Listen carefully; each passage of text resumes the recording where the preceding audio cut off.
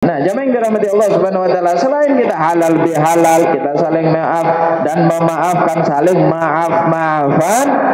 Alhamdulillah, malam hari ini juga kita diberikan kesempatan oleh Allah untuk mengadakan haul dua seorang wali Allah, dua hamba Allah, dua kekasih Allah yang makomnya sangat tinggi di hadapan Allah, dicintai oleh Rasulullah. Yang pertama yaitu Syekh Muhammad Arsyad Al-Banjari, ulama kebanggaan kita, ulama panutan kita, kiblat, bisa dibilang kiblat seluruh ilmu ada di tanah Melayu.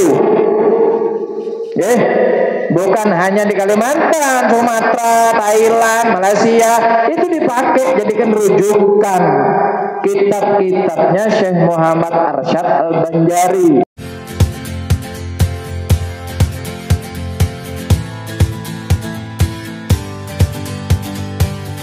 Bismillahirrahmanirrahim. Bismillahirrahmanirrahim. Masyaallah, la yasuqul khair illallah.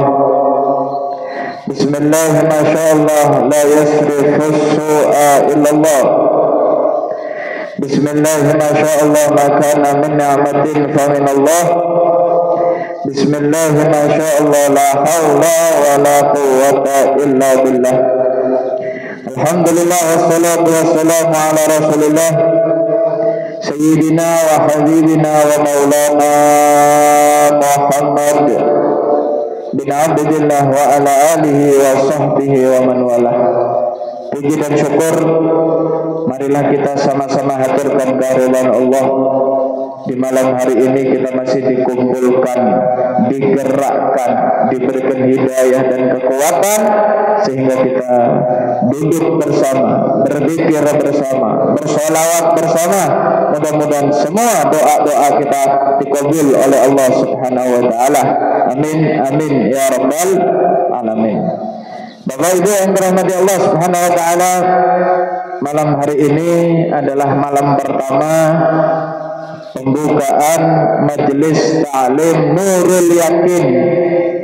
Mudah-mudahan semua jamaah majelis Nurul Yakin hatinya diberikan yakin oleh Allah, gak gampang galau. Nih tahun 2025 ini banyak orang galau, banyak orang stres, banyak orang pusing. Kenapa? Karena kurang yakin.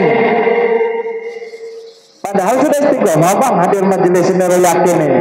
Cuman kadang orangnya yang kurang yakin. Nama majelisnya ada Nurul Yakin ini. Harus yakin. Semenjak pian masih punya Allah, maka hidup pian akan baik-baik saja.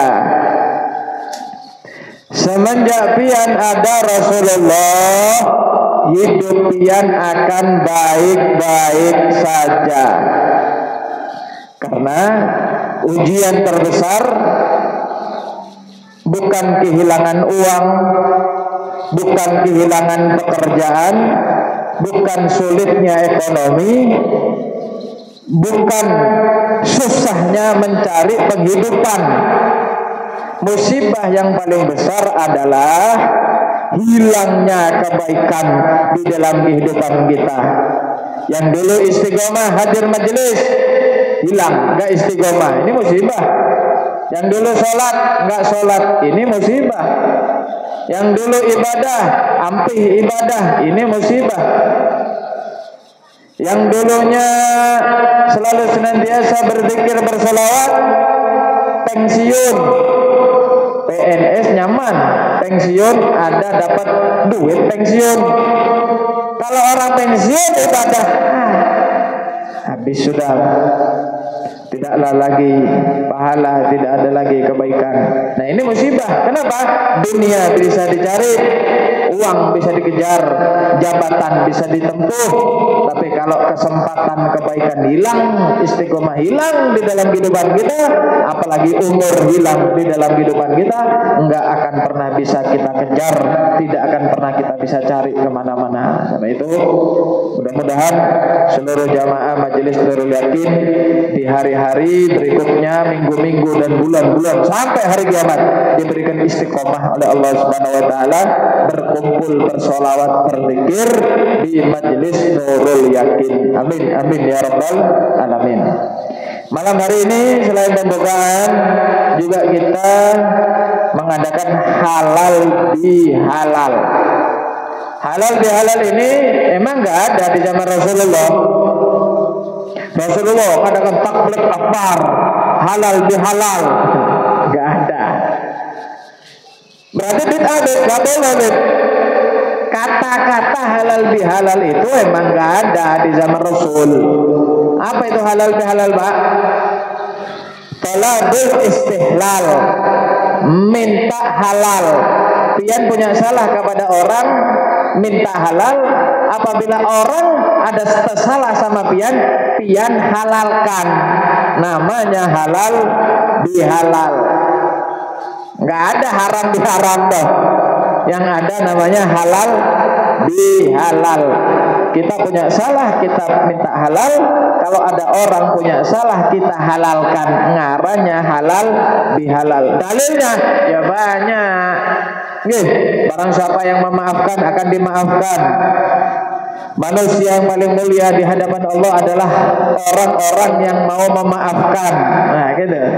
Orang yang hebat bukan orang yang kuat berkelahi, orang yang kuat bertimpasan, tapi orang yang hebat adalah orang yang mau minta maaf duluan, minta halal duluan. Nah, cara halal bihalal ini ada sholawatan, ada zikiran, ada saling memaafkan, ada silaturahmi. Itu ngarannya halal bihalal. Dalilnya ya banyak. Nah, karena itu kita nggak usah cari dalil, karena kita sudah dikasih oleh para wali-wali kita, ulama-ulama kita acara, kita tinggal jalankan aja pasti selamat. Jamaah yang dirahmati Allah Subhanahu wa taala. Ibaratnya tahlilan, maulidan, halal bihalal itu seperti orang jualan gado-gado. Kalau bangun adalah jualan gado-gado. Ada nggak, Cik? Ada ya? Orang Madura nang angkat itu. Gado bencok. Kan? Nih, tahu gado-gado? Gado-gado tahu? Apa Pak gado-gado? Ada toge, ada tahu, ada lontong, ada lontong, ada kangkung, ada kasang, ada gula, ada garam, ada lombok, diulek sama cildo, hanyar jadi gado-gado. Sama, ada sholawat, ada zikir, ada memaafkan, ada minta maaf, ada silaturahmi, kan?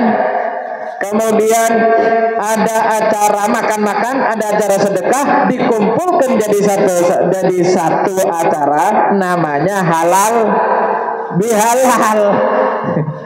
Karena itu, gado-gado haram, nggak boleh. Kan? Apa itu kacang halal apa haram? Halal. Ini halal. Maka dibungkus dengan gado-gado. Sama. Orang zikir halal apa haram? Halal. Sholawatan halal apa haram? Halal. Kemudian silaturahmi halal apa haram? Halal. Sedekah halal apa haram? Halal. Nih, kemudian saling sapa, saling tegur, saling salaman halal apa haram? Halal. Dibungkus jadilah halal bihalal. Nah, itulah. Nah, karena itu para jamaah yang dirahmati Allah Subhanahu wa taala, siapakah orang yang paling beruntung di antara manusia? Orang-orang yang paling beruntung di antara manusia yang pertama adalah alladzina yunfiqun fis sarra'i wad dharra wal kadhibina al ghaib wal 'afina 'anil nas wallahu yuhibbul muhsinin. Orang-orang yang selalu senantiasa menyisihkan rezekinya untuk berinfak,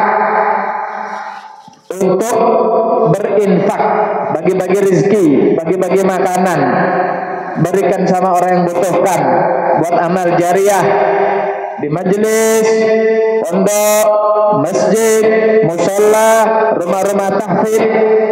Mereka-mereka lah orang-orang yang dicintai Allah selalu menyisihkan rezekinya untuk berinfak fisarra wa dharra, di waktu lapang dan di waktu sempit.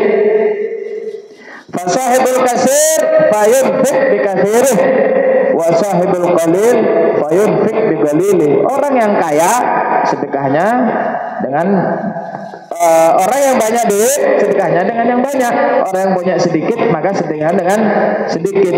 Karena yang dilihat oleh Allah bukan nominal, yang dilihat oleh Allah adalah seberapa tulus kita untuk meraih ridha Allah.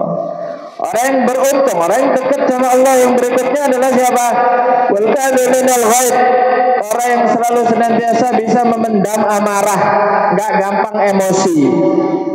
Ada orang ngomong nang menyakitkan hati, bikin ngomongnya itu nusuk ke hati, ya sakit, sakit benar hati ini, tapi ya dimaafkan. Sulit, ya justru sulit itu, memaafkan itu sulit, maka balasan orang maafkan adalah surga. Pian difitnah orang dimaafkan, pian diomongin orang dimaafkan, pian didolimin orang maafkan, orang pian dijahatin orang maafkan. Sulit, ya sulit itulah balasannya apa? Surga. Kalau gampang memaafkan orang, balasannya bukan surga. Apa Rin? Kipas angin kayak menang door prize itu kan. Berhubung maafkan itu sulit, maka balasannya surga. Terlalu sakit hati juga. Ya memang. Karena itu luka itu pasti ada. Tapi ketika pian memaafkan dan melupakan, pian akan lebih bahagia. Sakit itu ada, kecewa itu pasti ada, luka itu sulit sembuhnya. Tapi ketika pian memaafkan, menghalalkan, maka Anda akan menjadi lebih bahagia dan akan lebih senang untuk menjalani hidup. Orang yang ngomongin pian itu nggak mikir sama pian, habis ngomong lupa, habis nyakitin pian lupa, habis jahatin pian lupa, pian balik ke rumah. Bapak sakit hatiku tadi habis sampai 3 hari, sampai seminggu, lebih-lebih ibu-ibu nih. Nah, Bu, jangan gampang mendam. Itu sampah. Sampah itu disimpan apa dibuang? Betul. Sampah dibuang apa disimpan?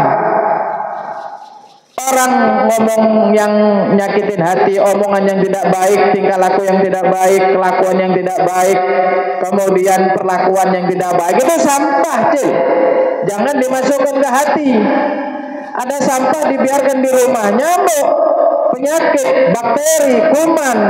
Begitu juga tingkah laku, omongan, kemudian kelakuan, apa aja perbuatan yang tidak baik dari orang lain, jangan sampai pian pendam. Lama-lama stroke pian. Kenapa? Terlalu sering sakit hati. Terus kayak apa, Bib? Maafkan, lupakan. Walaupun luka itu masih ada, tapi ketika kita memaafkan, hidup Anda akan lebih bahagia. Nah, karena itu penting untuk kita menghalalkan, memaafkan. Nabi Shallallahu Alaihi Wasallam suatu saat ada duduk-duduk bersama sahabat. Tiba-tiba Nabi ngomong, "Sayadkhul min hadzal bab rajulun min ahlil jannah." Entar lagi ada yang sebelah situ dekat Haji Diman itu ada orang mau masuk, itu ahli surga. Orang ini bertanya-tanya, siapa inilah? Siapa nang ngomong siapa lah? Jangan-jangan orang ahli salat. jangan-jangan orang ahli sedekah. Oh pasti ini orang hafid Al-Quran ini. Ini pasti ini orang-orang yang ahli ke masjid ini. Ini pasti sudah menyangka. Ternyata yang hadir yang datang nama sahabatnya Abdullah bin Salam. Orangnya biasa aja. Enggak juga terkenal ahli sedekah, enggak juga terkenal ahli sholat, enggak juga biasa-biasa. Potongan-potongan, ini kayak bembeng ini sudah. Biasa-biasa aja. Tapi heran, Nabi mengatakan, ini ahli surga. Nah, Nabi enggak pernah bohong. La yantiqu anil hawa in huwa illa wahyun yuha. Nabi ini enggak pernah bohong. Apa yang diucapkan oleh Nabi adalah wahyu dari Allah. Akhirnya Ibnu Abbas itu penasaran. Sahabat Abdullah bin Abbas penasaran, apalah amalan orang ini kok bisa selamat, dijamin sudah masuk ke dalam surga. Akhirnya ketika dia sudah pulang, besoknya Abdullah bin Abbas datang, tok tok tok. Waalaikumsalam. Siapa? Ana Abdullah. Saya Abdullah. Abdullah siapa? Bin Abbas. Oh, misanan sepupu Rasulullah. Sepupu Rasulullah, iya masuk. Ada apa malam-malam pian ke sini? Pada majelis Nurul Yakin enggak? Nah. Ada apa pian ke sini? Nggih. Ulun tadi bermasalah sama bini. Cekcok pusing ulun ini. Nggih, masalah kada selesai doang. Umur aja guyanya. Akhirnya ulun kada betah mau ke Masjid Al-Jamal tutup. Mau ke masjid, majelis Nurul Yakin juga nggak ada orangnya nih. Paksa ulun mampir ke pian. Ini sebetulnya nggak ada ini, pura-pura aja. Pengen tahu aja apa amalannya. Ketika sudah malam, dilihat nggak ada amalan yang istimewa. Tidur jam 10 sampai jam 12 sampai jam 1. Sahabat Abdullah bin Abbas bangun, ya mulai sholat, ngaji Al-Quran. Dilihat Abdullah bin Salam itu guring masih. Sampai jam 3 dilihat masih guring. Abdullah bin Abbas sudah ngaji, sudah 10 juz. Ini masih guring. Apalah istimewa ini. Sampai jam 3 masih guring. Nih Abdullah bin Abbas sudah sholat witir, sudah sholat tahajud, sudah sholat hajat. Sampai setengah 4. Sampai jam 4 belum bangun juga. Apa amalannya? Adzan subuh Masjid Al-Jamal kurang 15 menit hanyar. Ini bangun sholat 2 rakaat, adzan Allahu Akbar, Allahu Akbar. Gak ada istimewa ini. Sama aja, sama pian-pian ini amalannya. Esoknya habis dikasih sarapan, wahai sahabat, sebetulnya ulun ini enggak ada masalah dengan istri. Ulun ini pura-pura aja, pengen tahu aja amalan pian ini. Ulun rela nginep ada di sini. Yang membuat pian dicintai oleh Allah, dicintai Rasulullah, pian dijamin oleh Allah surga. Apa amalannya? Enggak ada. Ada pasti. Maka beliau mengatakan, aku setiap mau tidur selalu senantiasa minta maaf kepada Allah. Seandainya aku hari ini ada omongan, ucapan yang aku utarakan, aku omongkan kepada orang, nyakitin orang, sengaja gak sengaja, ulun minta maaf ya Allah. Mungkin aku dulu waktu tadi seharian itu ketemu sama orang, ngomong sama orang, takut ada yang menyakiti hatinya, minta maaf ya Allah. Dan apabila ada orang yang jahat sama saya, ngomongin saya, menghujat saya, mengumpat saya, aku juga maafkan ya Allah. Nah, guring amalannya itu aja, memaafkan dan minta maaf. Itu aja jamaah yang dirahmati Allah Subhanahu wa taala. Nah, karena itu sampah jangan sampai ada di hati pian. Percuma orang yang jahat sama pian itu gak mikirin pian, yang sakit pian, yang pusing pian, yang sedih pian, yang kada kawa guring pian. Orang yang ngomongin pian, ngorok pak. Pian kedip kurang ajar. Sakit rasanya hati. Mau saya santet kah atau saya sembelih orang itu nanti lah. Kadang kawa guring. Orangnya tidur sudah. makan nyaman, minum nyaman, pian. Nah, karena itu orang itu buang sampah pada tempatnya, jangan taruh ada di hati ya. Insyaallah mudah-mudahan Allah selalu senantiasa maafkan kesalahan-kesalahan kita, ampuni dosa-dosa kita, dan selalu senantiasa kita diampuni oleh Allah Subhanahu wa taala. Karena itu selalu senantiasa kita melazimin istighfar. Astagfirullah. Rasulullah sallallahu alaihi wasallam sabda, man lazima al-istighfar ja'ala Allah li kulli hammin faraja, li kulli dhaiqin makhraja wa yarzuquhu min haitsu la yahtasib. Orang yang selalu senantiasa beristighfar, astagfirullah, maka sesulit apapun hidupnya akan diberikan jalan keluar oleh Allah. Sesulit apapun ekonominya akan dimudahkan oleh Allah. Seruat apapun masalahnya akan dimudahkan oleh Allah, dan Allah akan bukakan kepada dia pintu rezeki berkat istighfar. Tapi itu semua tidak akan pernah pian dapat kecuali melazimin istighfar. Mulazamah itu bukan sesekali. Astagfirullah.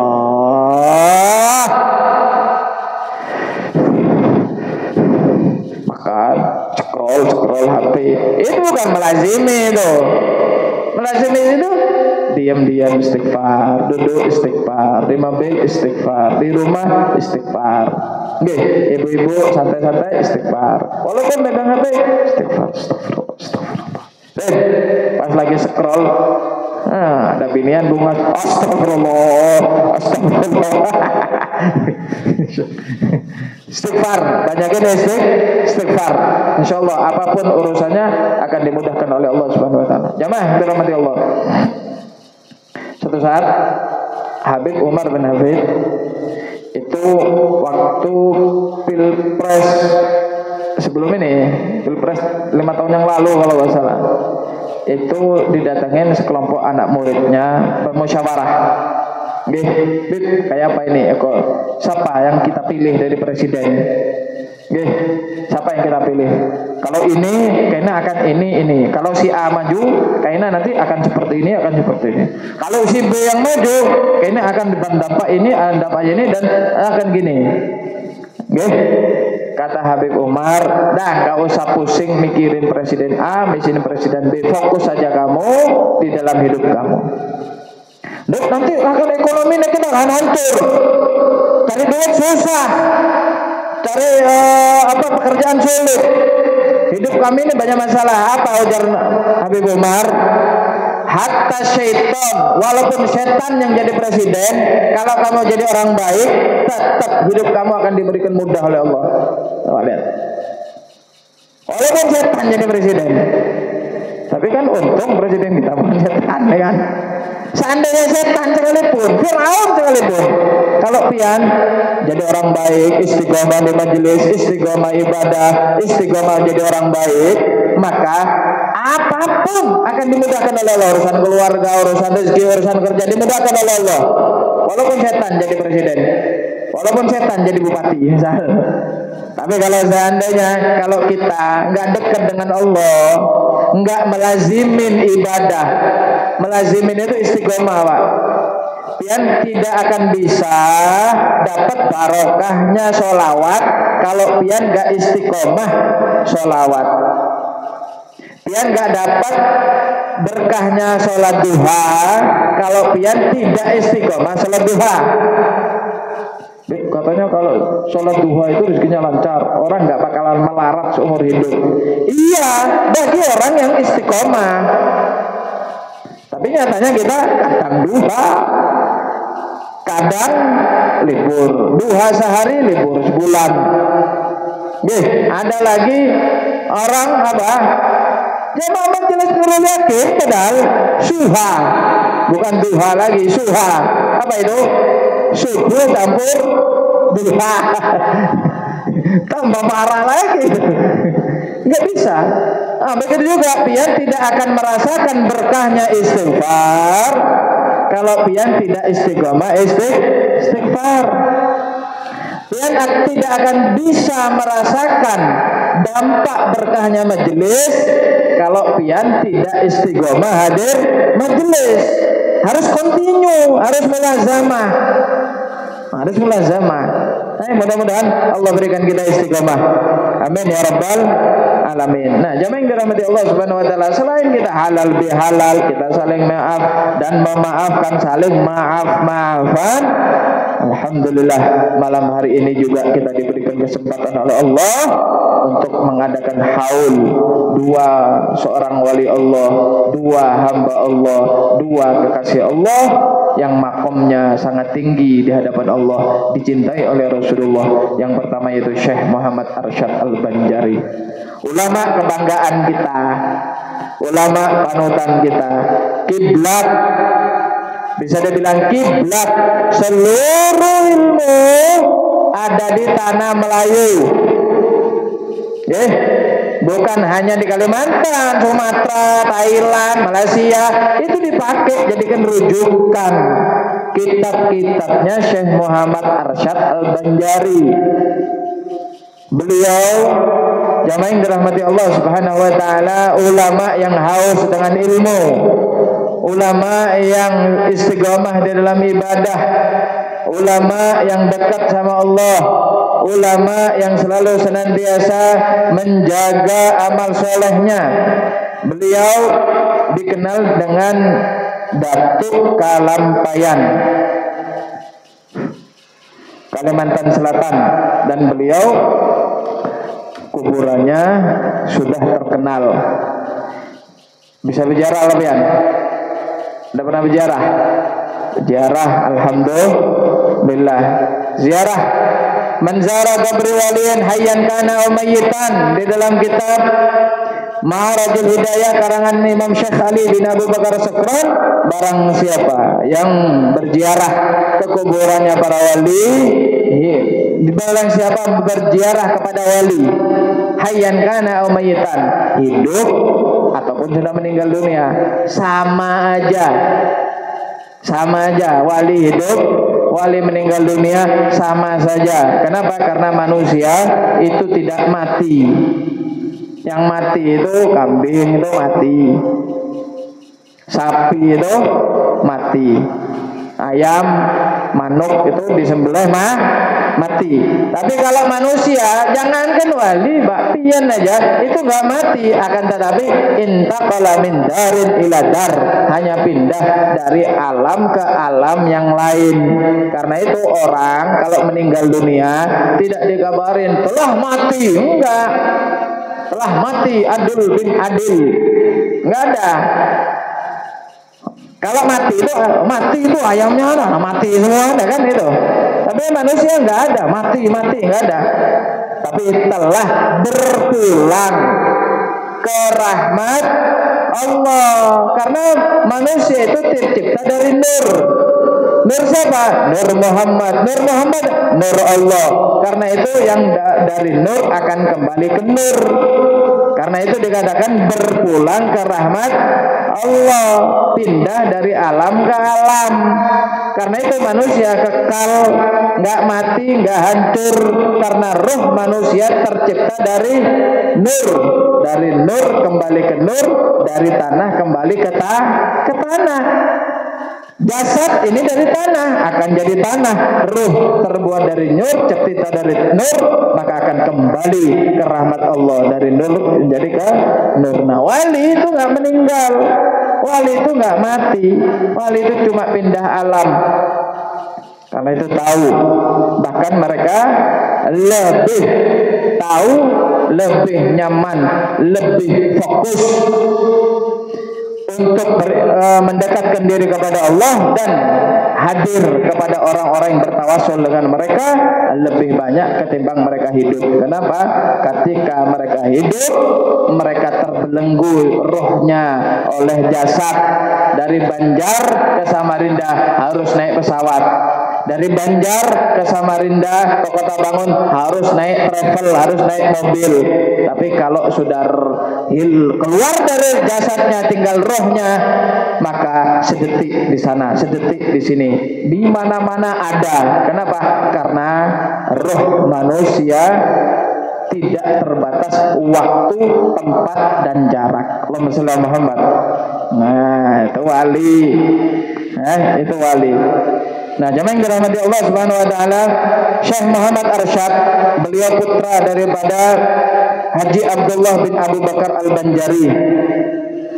Beliau lahir di daerah Desa Lok Habang 17 Maret 1710. Kemudian beliau pindah yang terkenal sekarang, yang sampai sekarang kuburannya, yaitu di dalam pagar.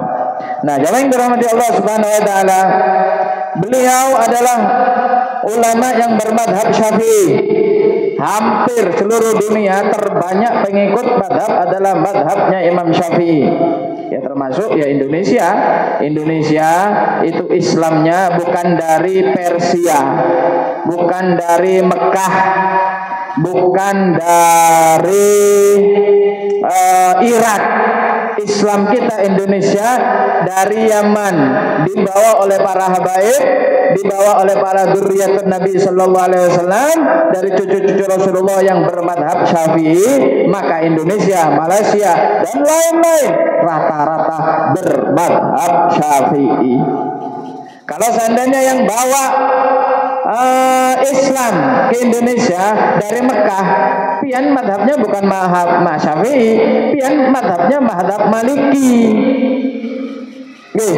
Seandainya Islam itu menyebar dari India, menyebar dari Cina, kan ada ngomong, Wali Songo itu bukan dari Yaman, dari Cina. Cicilau miwong kau orang yang bahasa Cina. Maka madhabnya madhab Hambali, bukan Syafi'i.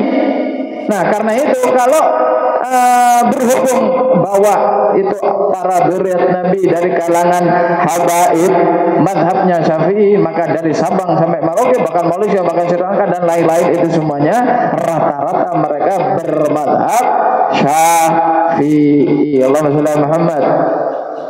Dari itu sudah bisa, dari situ dalam sejarah, nggak usah jauh-jauh, dari situ bisa dilihat bahwa mereka-mereka lah yang menyebarkan Islam di sini.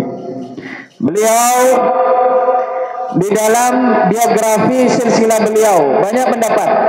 Bahkan ada yang berpendapat bahkan beliau itu juga keturunan Alawiyin, termasuk juga keturunan habaib bermarga Al-Idrus. Cuman sampai sekarang masih diteliti. Ya, masih diteliti itu. Kenapa? Karena jamaah yang dirahmati Allah, ulama-ulama mengatakan singa itu akan beranak pinak singa. Nggak mungkin singa beranak kucing. Paham?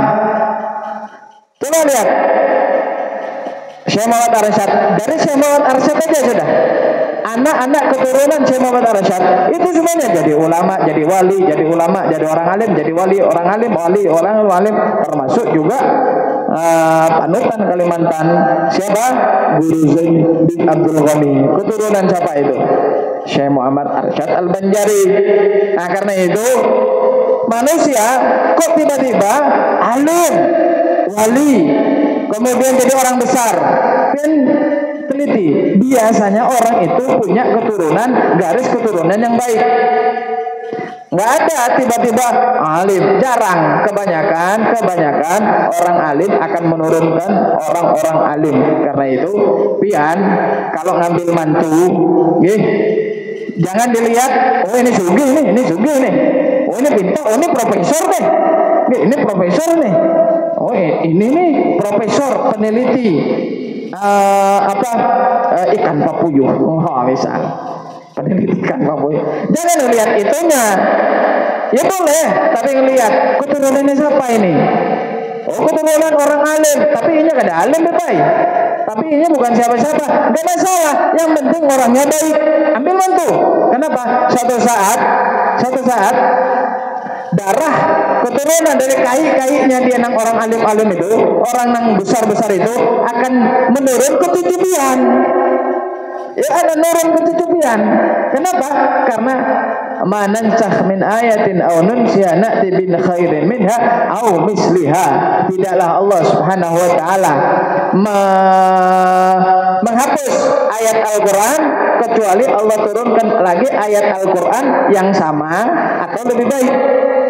Begitu juga di dalam keturunan, ulama meninggal dunia. Oh, jangan khawatir. Allah akan ganti anak keturunannya yang sama. Bahkan Allah akan gantikan keturunannya lebih hebat lagi. Hebat lagi. Nah, karena itu kalau ada orang-orang punya keturunan yang baik-baik, ambil mantu, ambil anak. Nah, insya Allah anak cucu kita akan dikaruniain, dihadiahkan oleh Allah Subhanahu Wa Taala anak-anak yang membuat kita bangga dunia akhirat. Amin, amin ya rabbal alamin. Syekh Muhammad Ar-Rasyad Al-Banjari, beliau sejak lahir waktu kecil diambil anak oleh sultan, anak asuh oleh sultan. Dapat pendidikan bagus, kehidupan yang bagus, belajar.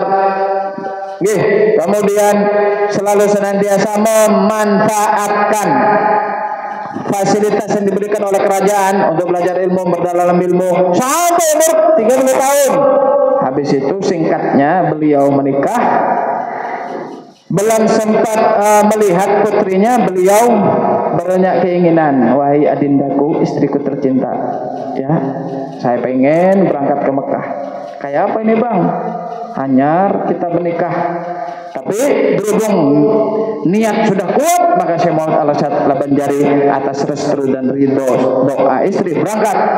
Umur berapa Syekh Muhammad Ar-Rasyad Al-Banjari ke Mekah? 30 tahun. Jadi nggak ada alasan. Oh, saya sudah tua, masa belajar lagi? Saya ini umur 70 tahun, masa belajar ngaji lagi? Saya ini umur 40 tahun, masa belajar ngaji lagi? Orang belajar itu tidak ada batasan ilmu. Utlubul ilma minal mahdi illal lahdi. Ngaji ilmu, belajar ilmu. Kalau belum bisa ngaji Al-Quran, belajar Al-Quran. Belum fasih, belajar yang fasih.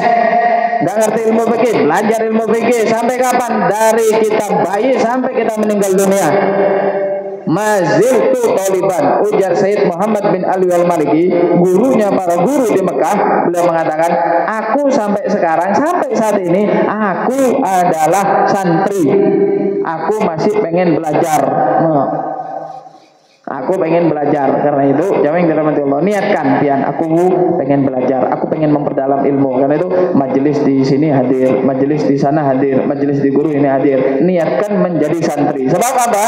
Di dalam hadis Rasulullah SAW bersabda, Allah menjamin, Allah menanggung rizki orang yang lagi menuntut ilmu.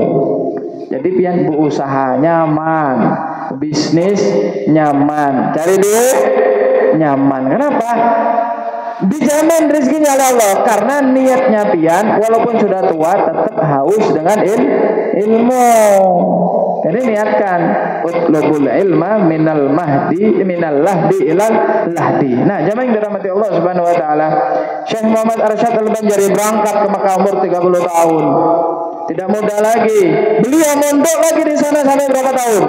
30 tahun juga. Mondoknya aja 30 tahun, Mbak, bukan 3 tahun. Ini mondok baru 3 tahun. Pulang ke Kota Bangun, sudah ngaku alim, sudah ngaku wali lagi. Ini masih mending, Pak, masih mending. Ada yang nggak pernah nyantri, ada yang nggak pernah mondok, nggak pernah ajar ilmu agama. Ujuk-ujuk tiba-tiba, ulu nih wali, ini nih wali, bukan wali, walu. Mattakhadallahu waliyan jahilan, karena Allah itu tidak mengangkat orang jadi wali. Allah tidak mengangkat orang itu jadi wali kecuali apa? Kecuali alim. Laut takhadahu, kalau seandainya orang nggak pernah mondok, nggak pernah nyantri, nggak pernah memperdalam ilmu agama, kemudian hatinya bersih, orangnya baik, nggak pernah ninggalin sholat, sama orang tua bakti, wah ini cocok ini jadi wali, maka la'allamahu dialimakan oleh Allah. Artinya diberi oleh Allah ilmu laduni, tiba-tiba alim, padahal nggak pernah mondok, nggak pernah belajar, nggak pernah nyantri, nggak pernah menjadi layak, tapi alim. Baca kitab apa aja bisa. Baca kitab apa aja bisa. Nih, kemudian ngajar apa aja bisa. Ngomong apa aja fasih. Gak pernah belajar bahasa Arab, pinter bahasa Arab. Ilmu laduni itu. Gak pernah belajar nahwu, gak pernah belajar fikih. Bisa ilmu fikih, kan aneh. Kenapa kayak itu? Ilmu laduni. Kenapa? Karena hatinya bersih, orangnya baik, diberikan oleh Allah Subhanahu wa taala hadiah. Syekh Muhammad Arsyad Al-Banjari, jamaah yang dirahmati Allah Subhanahu wa taala, beliau ketemu awalnya ada di Mekah dengan orang alim, tapi belum ada yang pas untuk dijadikan mursyid. Ketemu lagi orang alim, tidak pas dijadikan mursyid. Suatu saat beliau melihat pemuda yang tampan, gagah, wibawa, alim, fasih. Pas beliau mendekat, terus beliau mengatakan, siapa pian? Aku pengen berguru. Saya adalah Husain Al-Idrus. Dari mana pian? Saya datang dari Yaman, dari Hadramut. Bolehkah aku nyantri sama pian? Ini Habib Husain umurnya 25 tahun. Syekh Muhammad Arsyad Al-Banjari umurnya 30 tahun. Bolehkah aku belajar sama pian? Maukah pian ulun angkat jadi mursyid? Oh jangan. Sini, aku kasih tahu, aku bukan gurumu.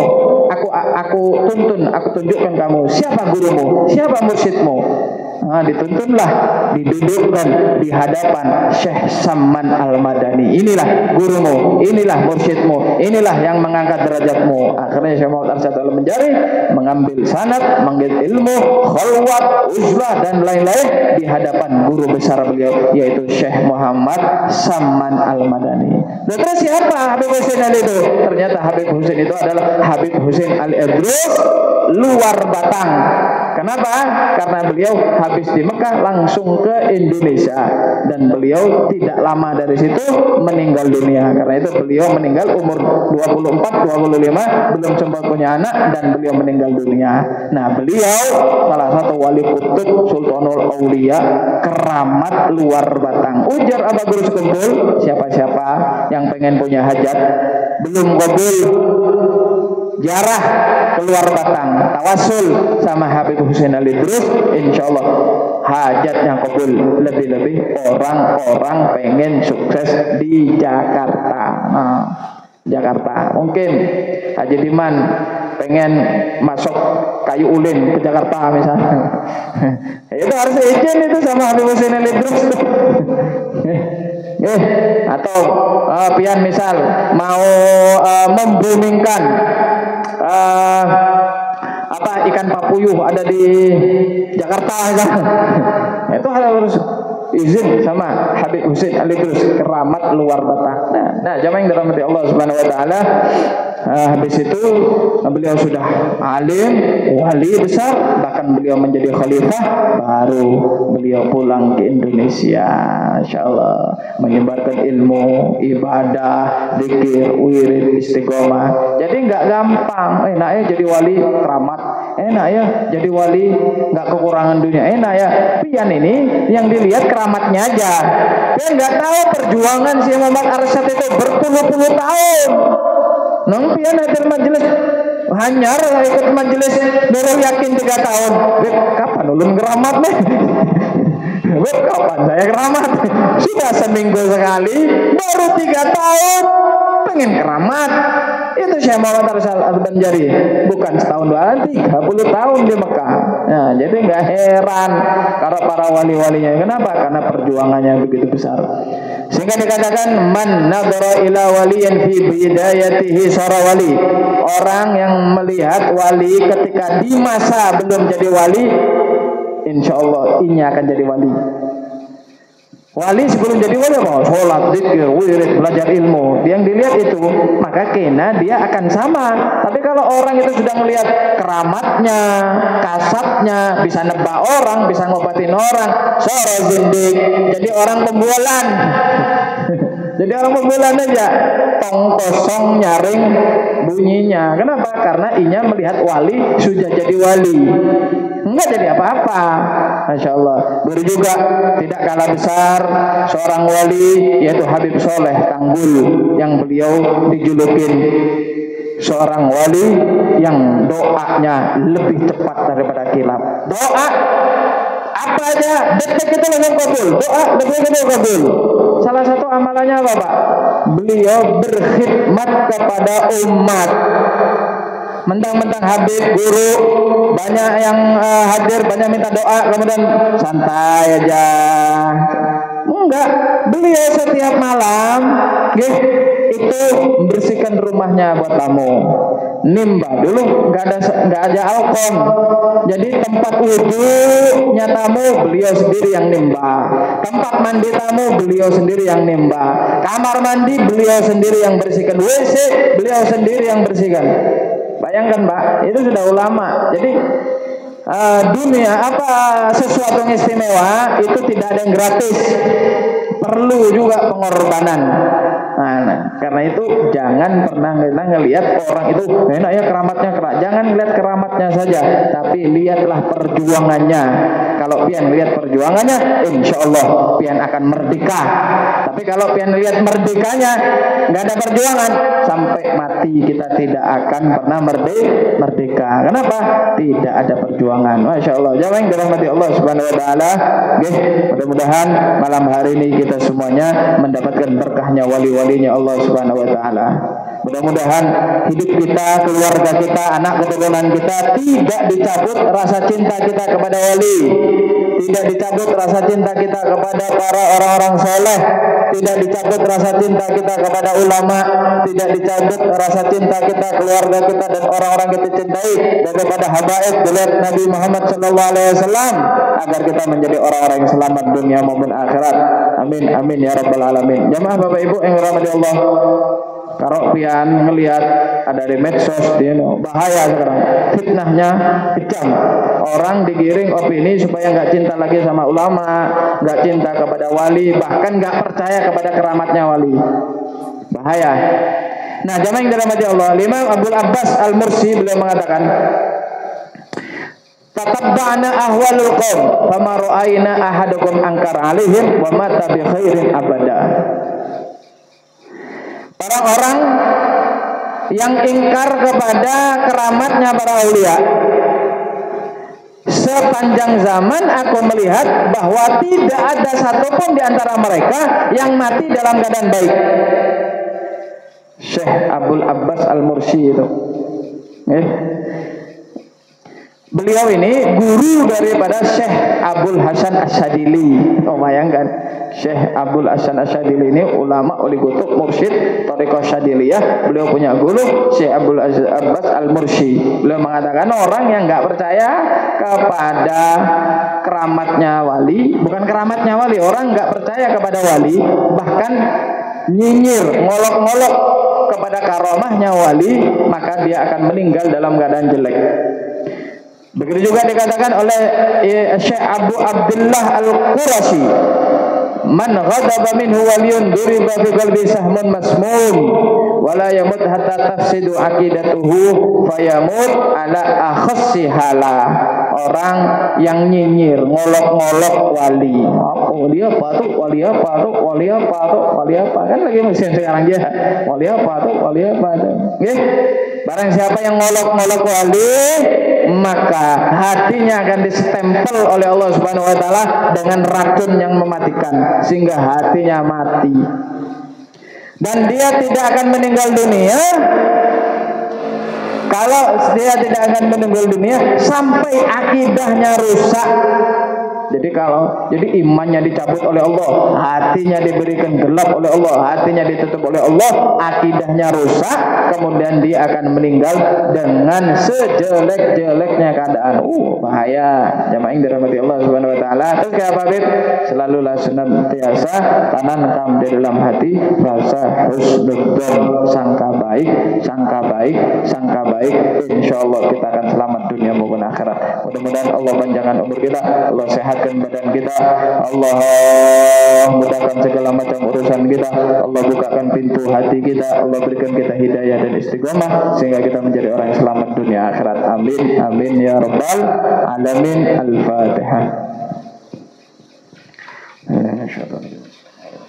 Iya kena menjaga nasta'in. Amin amin ya rabbal alamin. Allahumma fa'alina fital arifin faqina fitin warzuqna fahman nabiyyin wa hudul mursalin wa alhamdulillah malaikatul muqarrabin wa sallallahu alaihi wasallam Muhammadin wa alihi wasallam walhamdulillahi rabbil alamin.